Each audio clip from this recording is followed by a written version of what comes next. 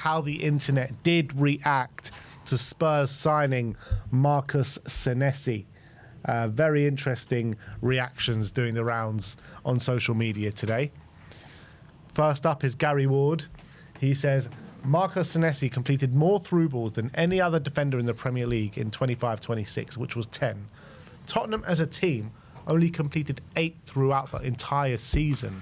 Thomas Frank, you got blood on your hands, man. You have blood on your hands. But I think that's emblematic of Senesi as well. Like, I think he likes a line-breaking pass, but he'll also go for the big, over-the-top through ball or through pass through the whole midfield if he thinks it's on, and he's got the quality to do it. I mean, 8 through balls for a defender. He must be top of the league for that. It's more than under any defensive player. There you go. So that goes to show his passing ability, not just bravery to play it, but also the quality to execute it as well. So he is a top passer of the ball. Are you worried about his age at all? 29 years of age? No. 29 is a good age for a centre-back. Yeah, I agree. Humphrey Pato. This is a long one. Was this a Chelsea fan? He's a Chelsea fan crying. He says, I've been crying to Chelsea for 2 months now. Sign Marcus Senesi. Please sign Marcus Senesi. Tottenham clearly know exactly what they are getting. They know he's a top defender and available as a free agent. That's the painful part for me. How did Chelsea allow this opportunity to slip away so easily? Seriously, I'm still shocked thinking about it. Maybe a lot of Chelsea fans don't fully realise what we may have just missed here. Senesi is aggressive, composed on the ball, experienced and fits modern football perfectly. A player like that becoming available without a transfer fee is the kind of market opportunity smart clubs should jump on immediately. Instead, Tottenham moved quickly while Chelsea stayed quiet. And this is what frustrates me the most. Chelsea didn't even need to complete the whole deal immediately. Just contact the player, let him know the club is interested, stall the situation while waiting for Xabi Alonso to officially take over and shape the project. This is literally what serious clubs do behind the scenes. You don't sit back and watch rivals move freely for quality players who you could easily attract. Now Tottenham have secured him, and honestly, fair play to them. They acted fast and took advantage of the situation, but I still wonder why players always seem so quick to rush to Tottenham. Maybe they sell the project well behind the scenes, who knows. Congratulations to Tottenham, though. Says congratulations, but sounds very salty. It sounds quite bitter. From a nice little roundup there from the Chelsea fan. I think Chelsea should be interested in him because they've got a major, gaps in centre back. Reports say they were. Well, yeah. I mean, reports say they were. Just saying, maybe the Tottenham pull is stronger. You ever thought of that? You ever thought of that? De Zerbi ball in full flight. He could envisage it. You can put your Alonsos and whatever you got going on over there. The Tottenham project is the way forward. The thing is, I think he already gave his okay to Tottenham. He did. Like, he accepted Tottenham before Xabi Alonso was even hired at Chelsea. I never get this whole I'm a man of my word kind of thing. If a better offer comes, you should go for it. But some players are. That's your like integrity right there. Huh? That's your integrity. If you're a Premier League footballer, there's no integrity in football. A better offer comes, you go for it. Good for your word. You got to stick to your word.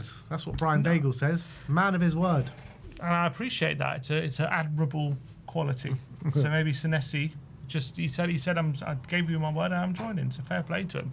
Who knows? Did Chelsea come in last minute or not? I agree. It does make sense why Chelsea, for a free transfer, is such an easy win. They need probably 2 centre backs, and they need probably someone to compete with Colwell, who's just come back from an ACL.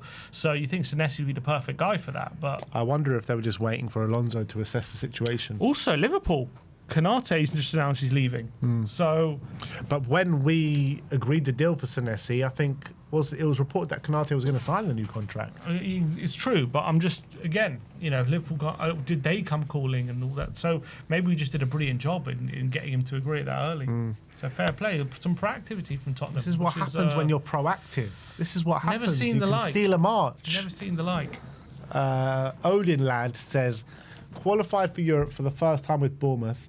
He also has offers outside of England and even in England. Top 6 clubs that are playing in Europe, and he chose to play for Tottenham? What a loser. Some very, very bitter fans. Who do you even support this guy? Is he a Bournemouth fan, you reckon? Says he's a Barca fan. We've got Barca fans rattled here. What's going on? This signing is rattling some cages.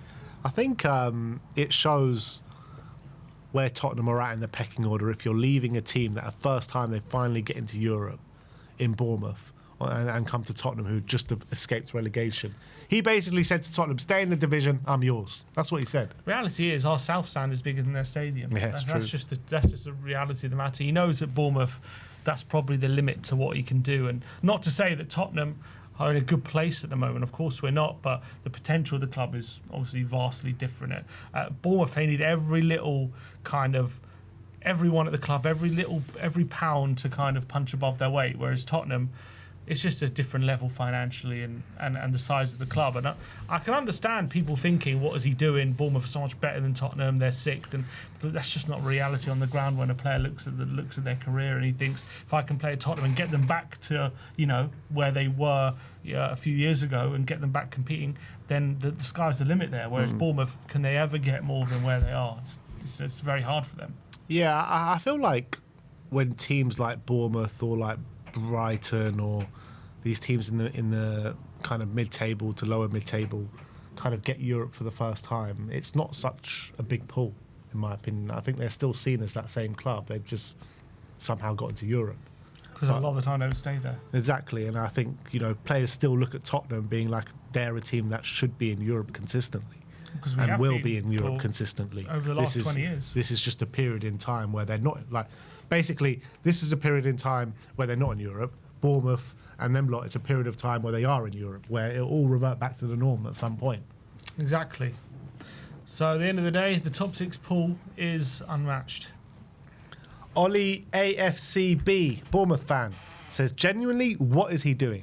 Just confirmed Europa League with Bournemouth, and now he moves to 17th place Spurs, whose manager pulls their pants down in training. I can't understand this. London is only 2 hours from Bournemouth anyway. He's saying, what's the London life? He can commute. What's the big deal? It's just better being there, mate.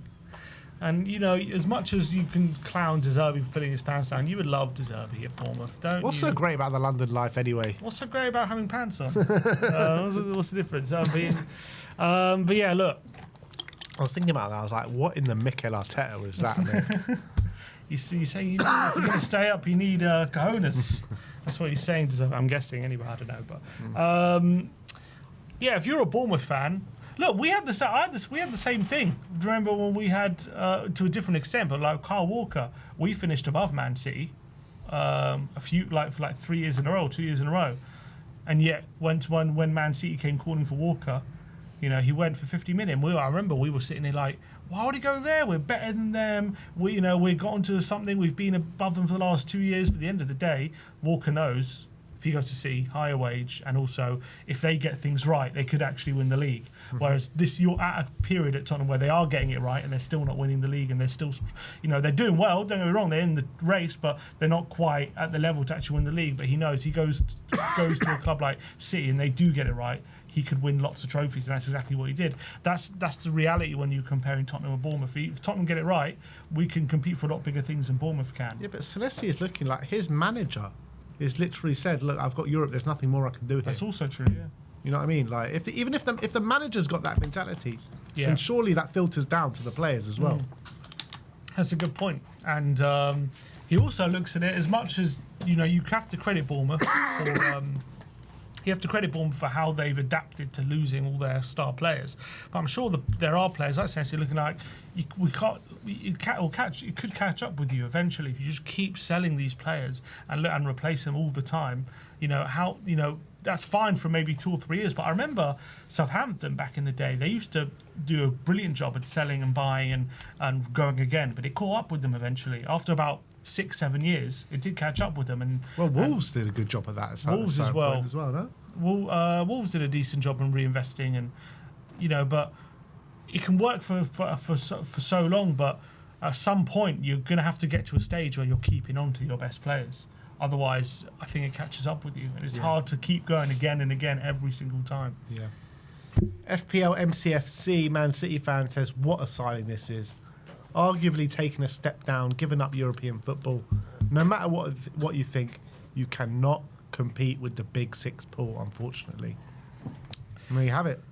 Yeah, exactly. I mean, taking a step down in a sense that Bournemouth are a better team right now than us, but I don't think he would see this. I don't think Senesi sees this as a step down in his career. No, I think he sees it as a step up. Yeah, exactly. FPL Raptor says, think this is a brilliant signing. Not quite sure how Spurs have managed, but fair play. There you go.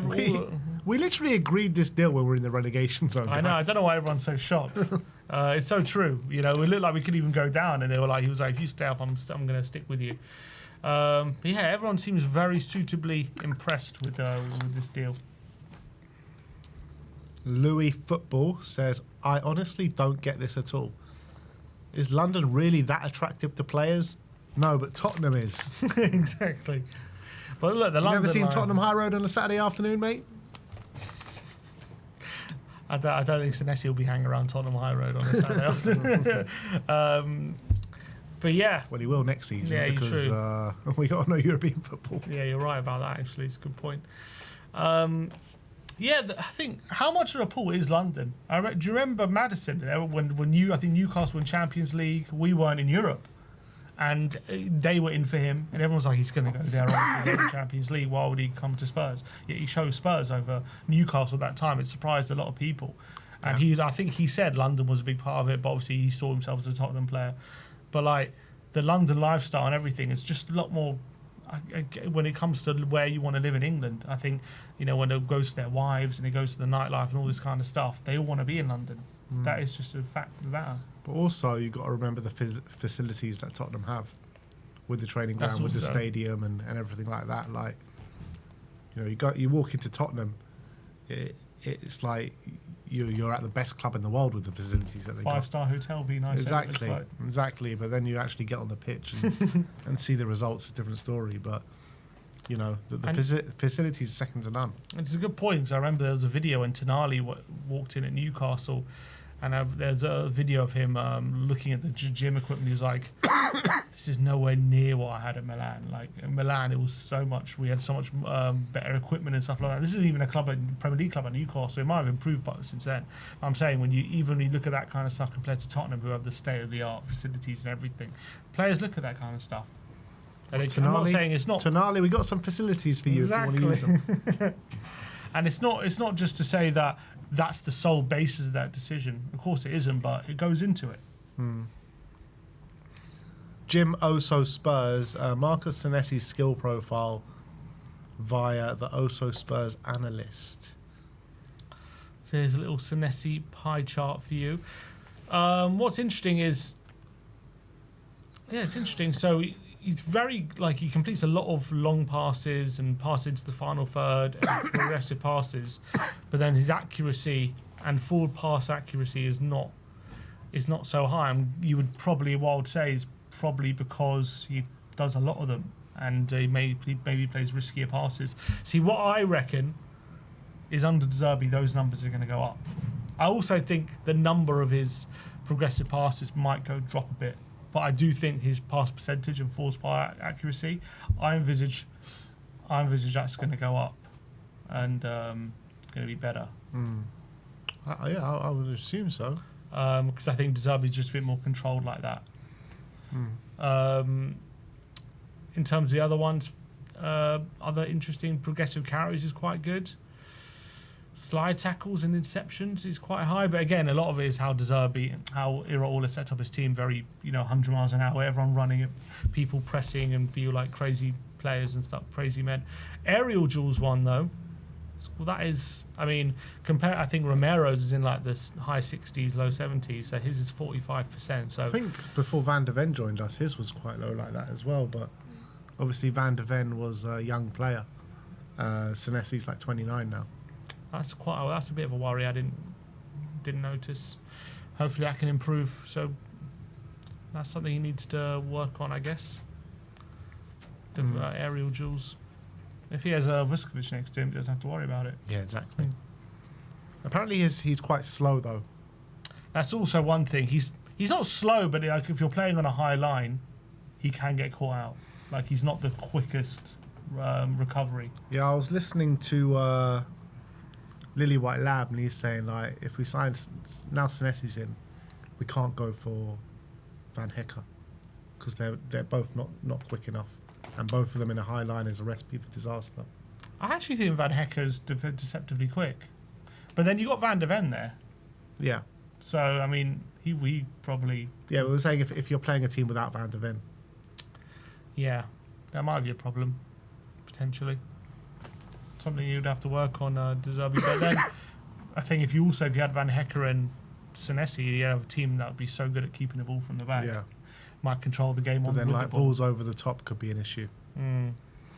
Squawker saying Marcus Senesi completed more through. So we've been through that one.